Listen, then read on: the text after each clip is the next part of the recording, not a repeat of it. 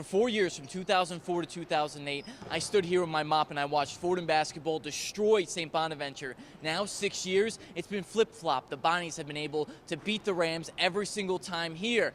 And tonight, the Bonnies had 44 points in the paint, 17 offensive rebounds, and the Rams didn't have a big run in them in the second half as they lost 76 to 65. That's as disappointing of a loss as I've had since I've been here at Fordham, in my opinion. I thought it was, my assistants did a great job devising a game plan. We knew what we needed to do. Our keys to the game were to be able to control the paint and the glass. If we were able to do that and really commit to rebounding and defending, we were going to be fine. We worked on it. They did a good job for 2 days, and then we came out and they didn't do it. And it's on me. But team shoots 50%, and they're plus 12 on the backboards. They have 17 offensive rebounds. They're undefeated this year when they get 16 or more offensive rebounds. And the numbers all played true tonight.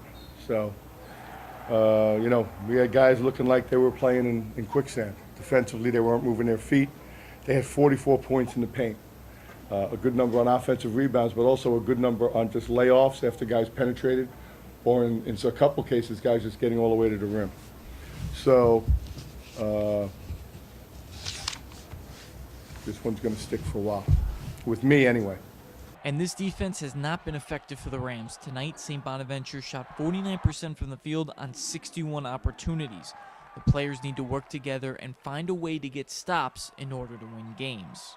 So they have to find it in themselves to dig down and do it. And we've seen spurts of them doing it, but they're not doing it consistently. And in turn, that kills you offensively, because now you're trying to score against organized defense every trip because they're scoring, you know, and the ball's going through the net, as compared to coming out and the term we always use is rebound to run.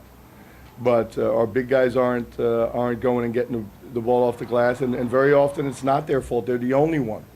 And the guards are not committed to going and doing it. So I would think that there's a good chance, if possible, for us to play big the rest of the year, because I've kind of made a decision tonight that if these guards are not going to play big, then we will. You know what I mean? If they're not going to go rebound the basketball, and they're all capable of having big rebounding games, they've done it in the past. But to play 33 minutes and have 1 rebound, or, you know, 2-3 rebounds. It's just, Mandell Thomas is as big time an athlete as I've coached. 37 minutes, he has 2 rebounds. It's not just him, but it's all of them, and they've got to understand what this is all about. So, changes are coming. On offense, Branden, Frazier, and Mandell Thomas scored 20 points apiece. The senior made 7 free throws, had 7 assists, and 5 rebounds to go along on the stat sheet. Sophomore guard Thomas showed the effort and toughness, but coach wants to see more numbers in the box score. Yeah, decent game. I mean, you know, he's got to get more than 11 shots. He's too good a player. You know, he doesn't understand the impact he can have. He had no assists and 3 turnovers. You know, we had 17 turnovers. They didn't impress us.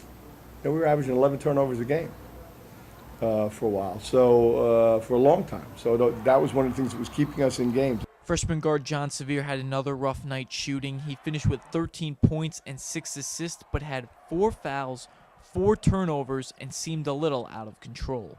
Well, that's just maturity. And I feel for him at times, because Branden's the only senior, and he doesn't have a group of veterans around, everyone showing him, hey kid, here's how you do it, along with the coaching staff. John's mistakes are out of aggression and out of competitiveness. They're not out of selfishness. You know what I mean? He wants to go make a play. And he's still going through a process as a freshman, realizing these are plays he made in high school that he's not going to make in the Atlantic 10.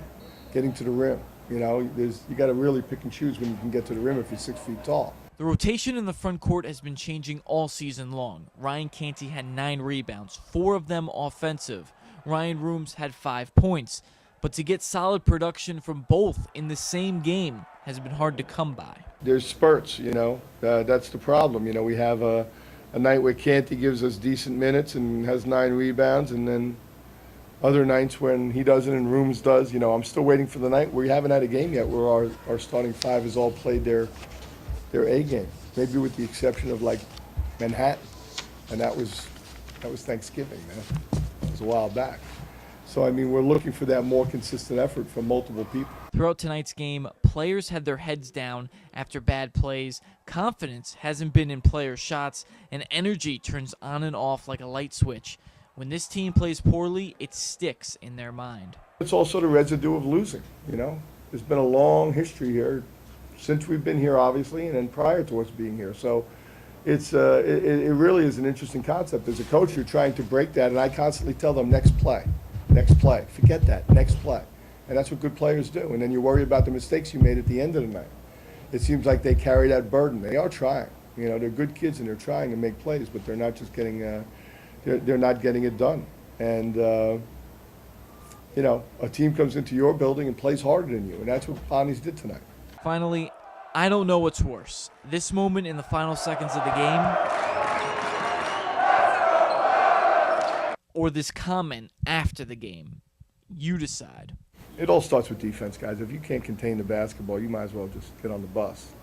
Things aren't looking bright for Fordham basketball as they've given up 70-plus points to opponents since December 23rd, the last game against Loyola Chicago. They gave up 69. So in order for the Rams to get back on track, they're going to need a road win at Richmond this Saturday. 3 days, that's 3, to work on the defense. Reporting from the Rose Hill Gym, Donnie Dwyer, thesportscycle.com.